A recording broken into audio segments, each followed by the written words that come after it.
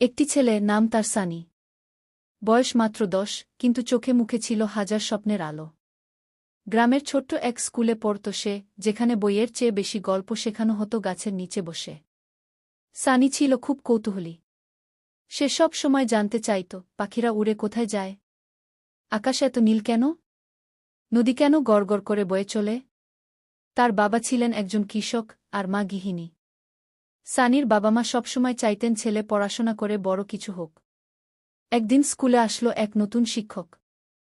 নাম কুলছুম ম্যাম। তিনি সানির প্রশ্নের জবাব দিতেন গল্প করে, হাসি মুখে। সানি তার ভেতরে যেন একজন স্বপ্নের নায়িকা খুঁজে পেল। ম্যাম বললেন, তুমি বড় হয়ে কি হতে চাও সানি? সানি বলল, আমি আকাশ ছুঁতে চাই ম্যাম। তাহলে তো তোমায় অনেক উপরে উঠতে হবে, ম্যাম হেসে বললেন।